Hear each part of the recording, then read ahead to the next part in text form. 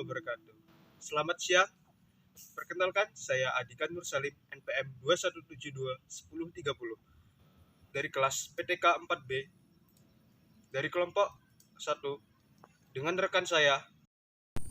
Perkenalkan, nama saya Dita Bintang M dengan NPM 2172211031. Saya dari kelas PTKB dari kelompok 1 dan rekan saya selanjutnya.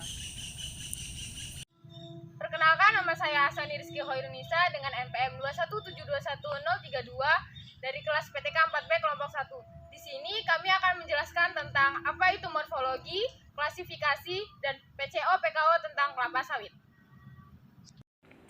Di antara produk perkebunan dan pertanian yang ada di Indonesia, tanaman kelapa sawit memang masih menjadi primadona hingga saat ini.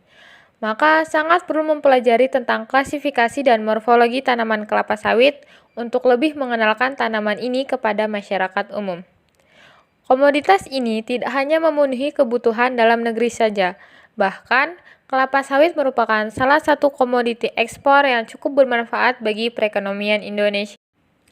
Sebenarnya tanaman kelapa sawit berasal dari Afrika Barat sejak tahun 1910.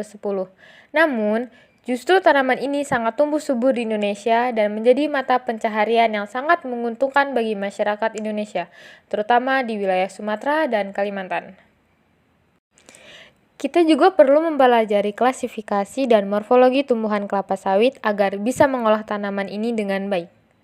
Mengenal klasifikasi dan morfologi tanaman kelapa sawit dapat membuat Anda lebih tahu bagaimana cara menanam, merawat, hingga memanen tumbuhan ini.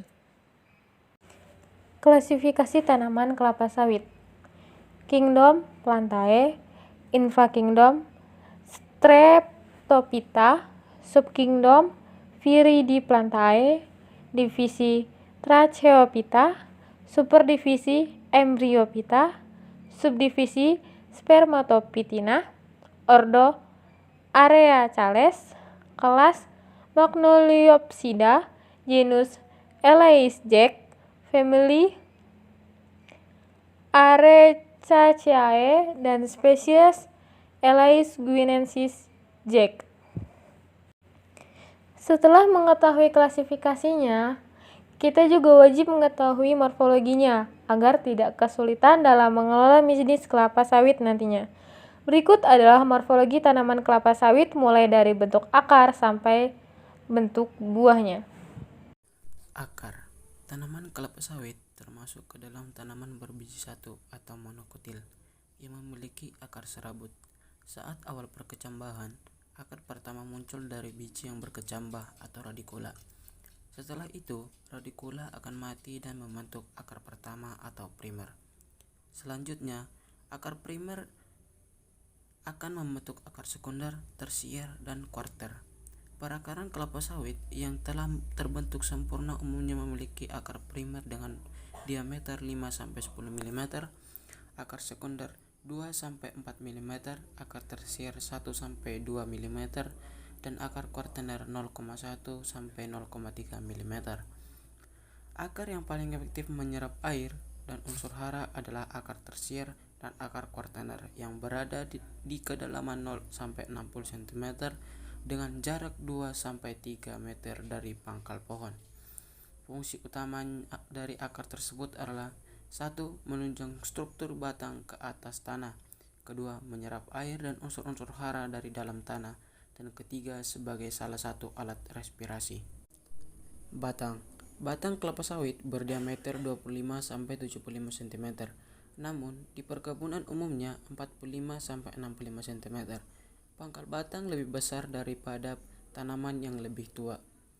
Batang kelapa sawit merupakan batang tunggal yang tidak bercabang. Laju pertumbuhan batang dipengaruhi oleh faktor genetik dan lingkungan. Bila berada pada kondisi yang sangat cocok, tinggi batang bisa mencapai 20 meter lebih, namun umumnya di perkebunan hanya berkisar antara 15-18 meter. Batang kelapa sawit biasanya terbungkus oleh pelepah daun sehingga batang tampak lebih besar. Bila dipangkas, maka akan terlihat berbentuk spiral yang mengarah ke atas. Biasanya sisa pelepah ini akan lepas setelah usia 10 tahun. Pelepah. Pelepah kelapa sawit meliputi helai daun. Setiap helainya mengandung lamina dan midrib racis tengah, petiol, dan kelopak pelepah. Helai daun berukuran 55 cm hingga 65 cm dan menguncup dengan lebar 2,5 cm hingga 4 cm. Setiap pelepah mempunyai lebih kurang 100 pasang helai daun. Jumlah pelepah yang dihasilkan meningkat sehingga 30 hingga 40 ketika berumur 3 hingga 4 tahun dan kemudiannya menurun hingga 18 hingga 25 pelepah. Stomata atau rongga daun terbuka untuk menerima cahaya dalam proses fotosintesis pada permukaan helai daun. Pelepah matang berukuran hingga 7,5 cm dengan petiol lebih kurang 1/4 dari panjang pelepah serta mempunyai duri. Setiap buahnya akan tumbuh 2-3 pelepah baru di pohon kelapa sawit. Daun. Seperti tanaman palm lainnya, daun kelapa sawit merupakan daun majemuk. Daun berwarna hijau tua dan pelepah berwarna sedikit lebih muda. Penampilannya sangat mirip dengan tanaman salak, hanya saja dengan duri yang tidak terlalu keras dan tajam. Bentuk daunnya menyirip, bersusun roset pada ujung batang. Biasanya, tanaman kelapa sawit memiliki 40 hingga 55 daun. Jika tidak dipangkas, dapat mencapai 60 daun. Tanaman kelapa sawit tua membentuk 2-3 daun setiap bulannya. Sedangkan yang lebih muda menghasilkan 3-4 daun per bulan.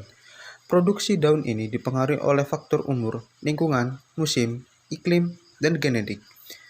Produksi daun meningkat hingga umur 6-7 tahun, kemudian menurun pada usia 12 tahun. Selanjutnya, produksi daun tetap berkisar antara 22 hingga 24 daun per tahun. Bunga. Bunga jantan dan betina terpisah dan memiliki waktu pematangan yang berbeda, sehingga sangat jarang terjadi penyerbukan sendiri. Penyerbukan kelapa sawit terjadi melalui mekanisme yang disebut dengan penyerbukan silang, yang dilakukan terutama oleh kumbang, introduksi Elaidopyus camerigenus, angin dan tirip. Juga dapat membantu penyerbukan kelapa sawit karena dalam satu pohon tidak ditemukan bunga jantan dan betina yang mekar dalam waktu bersamaan.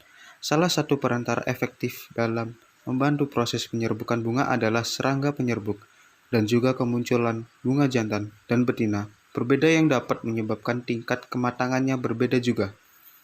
Bunga jantan memiliki bentuk lancip dan panjang, sementara bunga betina terlihat lebih besar dan mekar. Tanaman kelapa sawit dengan tipe cangkang Passifera bersifat female, steril, sehingga sangat jarang menghasilkan tandan buah, dan dalam produksi benih unggul digunakan sebagai tetua jantan. Buah. Buah kelapa sawit mempunyai warna bervariasi dari hitam, ungu, hingga merah, tergantung bibit yang digunakan. Buah bergerombol dari tandan yang muncul dari tiap pelepah. Kandungan minyak bertambah sesuai kematangan buah setelah melewati fase matang. Kandungan asam lemak bebas FFA, free fatty acid, akan meningkat dan buah akan rontok dengan sendirinya. Kelapa sawit mengandung kurang lebih 80% perikarp dan 20% buah dengan daging buah yang tipis, sehingga kadar minyak dalam perikarp hanya mencapai sekitar 34-40%. Tanaman kelapa sawit di Indonesia terdiri dari 3 varietas, yaitu Dura, Passifera, dan Tenera. Buah dari setiap varietas memiliki perbedaan dari segi tempurung, ketebalan daging, dan rendemen minyak. Sedangkan menurut warna buahnya, kelapa sawit digolongkan menjadi 3 varietas, yaitu Nigrescens, Virescens, dan Albescens. Buah kelapa sawit menghasilkan 2 jenis minyak yang berbeda, yaitu CPO, crude palm oil, yang merupakan minyak sawit mentah, dan PKO, palm kernel oil, minyak inti sawit.